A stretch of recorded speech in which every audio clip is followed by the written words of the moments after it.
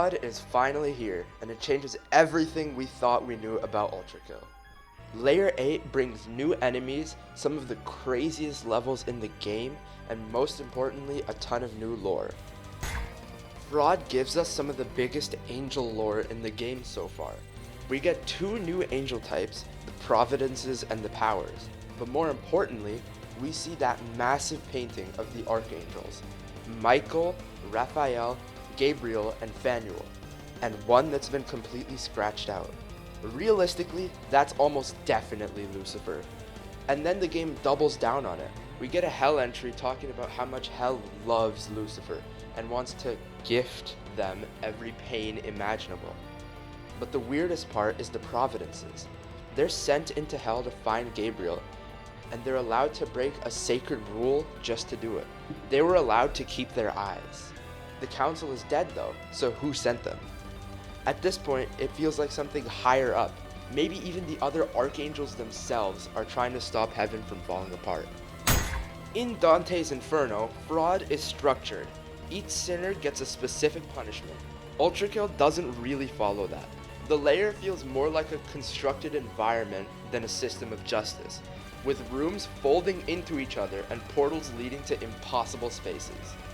The Mirror Reaper is one of the only clear examples of something that's lost its identity and been reshaped by Hell, but it's described as unique, one of a kind, which raises the question of what happened to everything else. One theory is that the sinners are part of the environment itself. The flesh-like walls and shifting spaces support that idea. If that's true, then the punishment here is complete loss of identity, sensory information, and reality. Fraud expands on Hell way more directly than any previous layer. Hell comes across as something active and bored of the endless cycle of torment, looking for something new to entertain itself. V1 fits that role perfectly. As it moves deeper, the environment reacts in ways that feel intentional. Moments like the shifting corridor in 8.1 with the faint applause, or the ceiling in 8.2 being a stage, and finally ending on that same stage in 8.4 makes it feel like Hell is watching. There's also an attempt at creation. The Death Catchers resemble the idols made by the Ferrymen, but Hell lacks the love that the Ferrymen have for Gabriel. They don't function the same way. Instead of preserving life, the Death Catchers recreate dead forms imperfectly, which suggests that anything Hell creates ends up corrupted. Fraud also gives us a strange look at Ultrakill's God. In 8.1, there's a long descent that leads to a statue labeled God. It's hard to take it at face value given where it appears, but still, the idea of God being something physical fits with how Ultrakill portrays him overall.